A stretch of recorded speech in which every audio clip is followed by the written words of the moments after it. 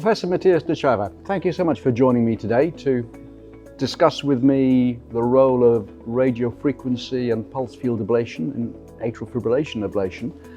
Tell me a bit about where you come from, first of all, and your experience, if you would. So I'm an electrophysiologist at the St. Jan Hospital Bruges in Belgium. I've been treating patients with catheter ablation for the last 20 years. So when I started, we were treating patients with radiofrequency ablation, lung procedures.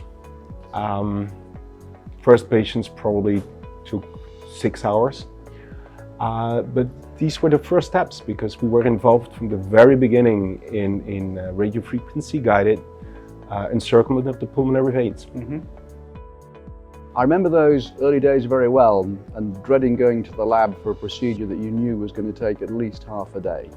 So you were very much one of the fathers of the close protocol, which really led the way for quantitating how best to do pulmonary venous isolation with RF.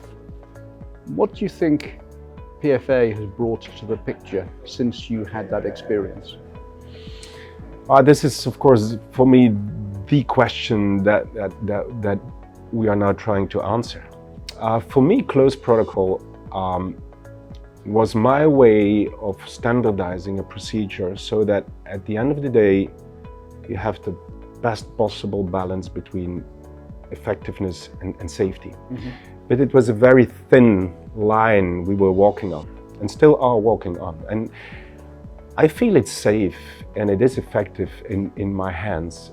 But I don't think it's enough for a technology to be good only in a few hands. So I feel a responsibility to develop a strategy that works for more operators, because it means better rhythm control for more patients.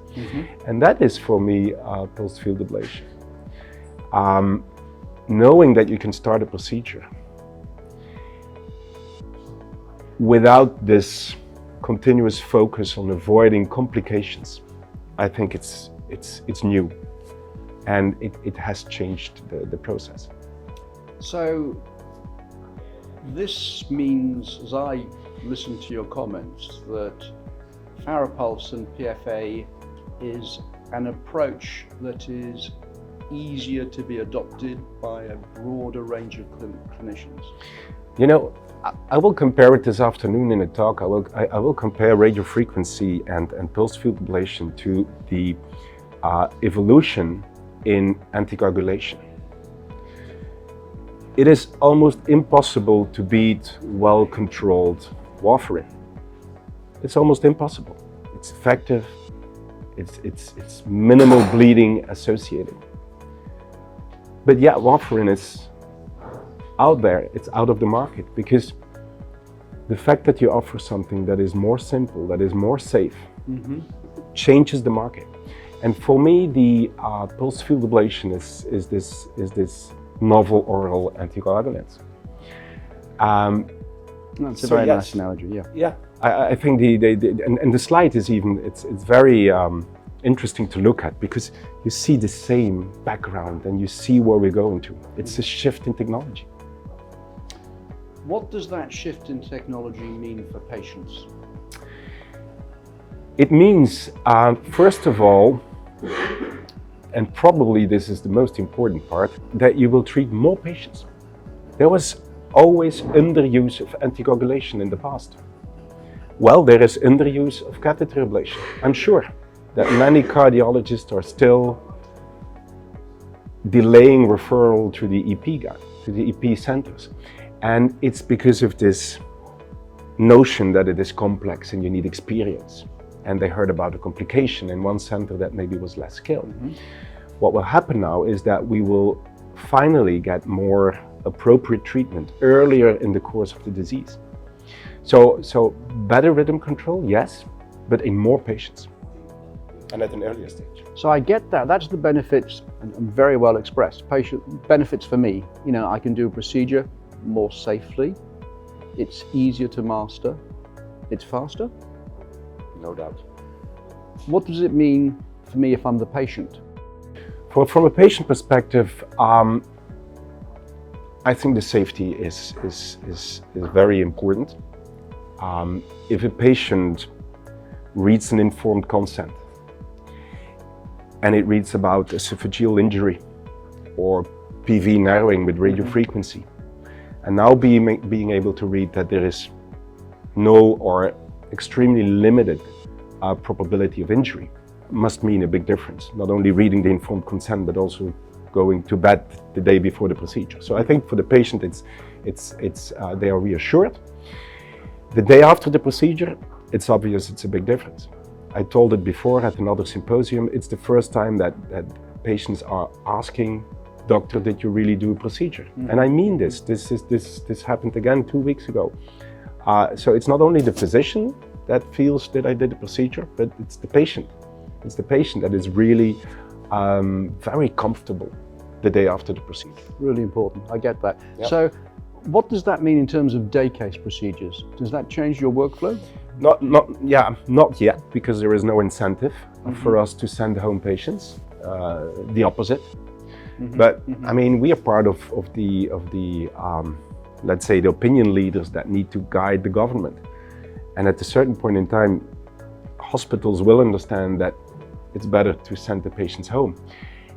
And then when this incentive is there, then technology like pulsed field ablation, closure devices, echo-guided punctures, they play an important role. Understood. You mentioned there about guiding the government. What does that mean in terms of data? What do you think about the data that supports the use of PFA? If you're thinking about quality of life and quality, cost, I think it will be, first of all, difficult to make a statement compared to other energy sources. But if you focus on same-day discharge, I think you have a strong case. Do you think that the data that is available, that's published, stacks up improving the effectiveness of PFA compared to RF and the closed protocol? It's too early. I think we need data from the ADVENT trial. We need the BDF paroxysmal and persistent. What I see from my own comparative data is that it looks equally effective. Okay. But it doesn't have to be superior. And perhaps it will be superior if you re-evaluate this in a larger trial where operator experience is less present. So it could turn out that in ADVENT or BDF that you have superiority. Did you see the manifest data that was published yesterday? What was your impression of that? So manifest for me is of course the more than 1,000 patients being treated. It was published before. We had the immediate results. Now we have the long-term results. And let's say that everything is around freedom of atrial fibrillation 80%, slightly higher for paroxysmal, slightly lower for persistent.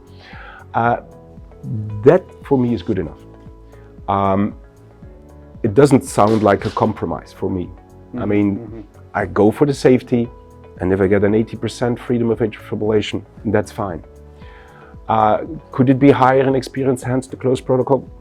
Maybe it's not even relevant, because this safety is that important. Such an overriding It's such an overriding importance. Yeah. So, in that particular discussion then, the data that is available for FARAPULSE PFA, is that generalizable to the PFA field, or does every PFA system need its own validation? Both for safety and effectiveness, I guess. Yeah, it's such a difficult question. Honestly, I mean, we're physicians, we're not engineers. We read the scientific papers, I read the simulation models. I understand that electrode design, protocols, waveforms, they are so important. So yes, each system needs to undergo its own evaluation. Each system has its own thresholds for electroporation and arcing. The answer is yes. Of course, it's a limitation that we don't master these protocols, we don't have insights, but maybe we shouldn't even understand them. But so the answer is yes, we need to see the evaluation of each system. Maybe at the end, they will turn out to be quite similar, because probably every system did its bench testing and its engineering work. I don't know, I'm just guessing. Makes sense. And so maybe there will be a class effect at the end, like in the NOACs. Maybe there is a class effect. I don't know, it's too early, but it's an idea I'm playing with, that it could end to be a class effect, which is simplicity and safety. Mattias, that's been a really great discussion.